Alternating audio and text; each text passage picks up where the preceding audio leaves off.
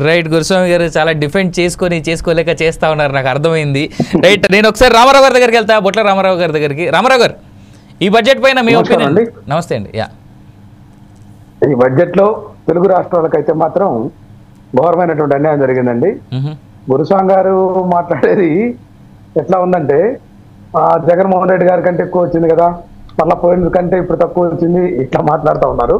ఇక్కడ బీహార్ రాష్ట్రంలో వాళ్ళు ఒక బొనంజా ప్యాకేజ్ ని అందుకున్నారు. ఇది నేషనల్ మీడియా కూడా స్పష్టం చేస్తా ఉందండి, మనం చూడాల్సినటువంటి అంశం. ఎందుకంటే అక్కడ కొత్తగా ఒక మక్నా బోర్డు అనేటువంటిది, అట్లాగే national institute of food technology అనేటువంటి అంశం కానీ, అక్కడ గ్రీన్ ఫీల్డ్ ఎయిర్పోర్ట్లతో పాటు పాట్నా ఎయిర్పోర్ట్ యొక్క పరిధిని విస్తృతపరిచేటటువంటి అంశంలో కానీ, అట్లాగే అక్కడ రోడ్లు కానీ, అట్లాగే కోషి కెనాల్ అనేటువంటి ఏదైతే వెస్టర్న్ కోషి కెనాల్ కు ఆ మిథనాల్ ప్రాంతంలో ఉండేదానికి నిధులు కేటాయింపులు కానీ, ఐఐటీలు కానీ, ఈ అంశాలన్నింటిలో కూడా మెడికల్ కాలేజీల అంశాల్లో కదా అన్నిట్లో కూడా స్పష్టంగా బీహార్ కు ఈ యొక్క బడ్జెట్ లో స్పష్టమైనటువంటి కేటాయింపులు జరిగాయండి. మరి అదే విధంగా ఎక్కడైతే ఇప్పుడు బీహార్ సంబంధించినటువంటి నితీష్ కుమార్ 12 మంది ఎంపీలు, అట్లాగే తెలుగుదేశం పార్టీకి ఇక్కడ 12 మంది ఎంపీలు ఉన్నారు, కూటమికి మొత్తం కలిపితే 22 మంది ఎంపీలు ఉంటే, ఈ రాష్ట్ర ప్రయోజనాల కోసం మాట్లాడాల్సినటువంటి వ్యక్తులు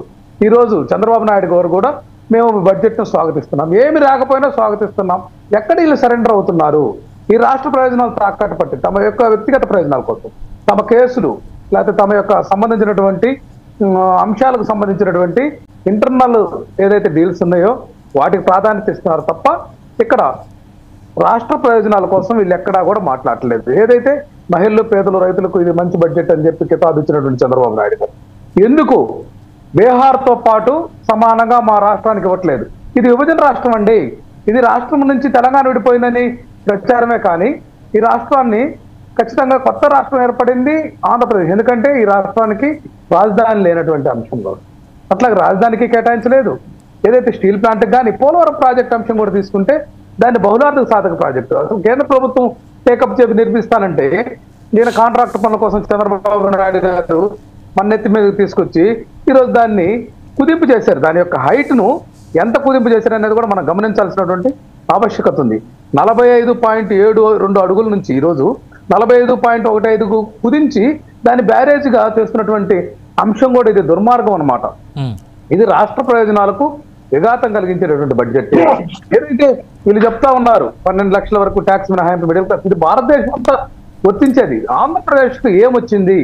ఏమి ఒక చిన్న ప్రాజెక్టు కూడా తీసుకురాలేదు. నిన్నటిదాకా మాది డబుల్ ఇంజిన్ సర్కార్, ఎన్డీఏలో ఉన్నాం, ఎన్ని కూడా గొప్పలు పోయినటువంటి కూటమి నాయకులు, ఈ యొక్క డిబేట్లకు వచ్చేటటువంటి నాయకులు ఈ రోజు ఆంధ్రప్రదేశ్ ప్రజలకు ఏం సమాధానం చెప్తారు? మీ యొక్క వైఫల్యం, మీ యొక్క విధానం ఖచ్చితంగా కనిపిస్తా ఉంది. అట్లాగే 6 సంవత్సరాల క్రితం చంద్రబాబు నాయుడు ఏదైతే 2019లో ఏదైతే ఉన్నప్పుడు అప్పుడు బీజేపీ మీద తీవ్రంగా విరుచుకుపడి ధర్నాలు, రాస్తారోకో చేసినటువంటి వ్యక్తి ఆ రోజు చంద్రబాబు నాయుడు వల్లనే ఈ రాష్ట్రానికి కేంద్రంలో నిధులు రాలేదని చెప్పినటువంటి పురంధరేశ్వర్ గారు ఈ రోజు ఇక్కడ ఎంపీగా ఉన్నారు. వీళ్ళ మాటలు ఏమైనాయి? వీళ్ళంతా కూడా ప్రజలను మభ్యపెట్టే దానికోసం కొత్త టెక్నిక్లు, కొత్త ఫార్ములాలు, కొత్త విధానాలు, కొత్త ఆలోచన విధానాలు తీసుకొచ్చి ప్రజల చెవుల్లో పూలు, చిన్న పూలు కానించి క్యాలిఫ్లవర్ లాగా ఎట్లా పెట్టాలి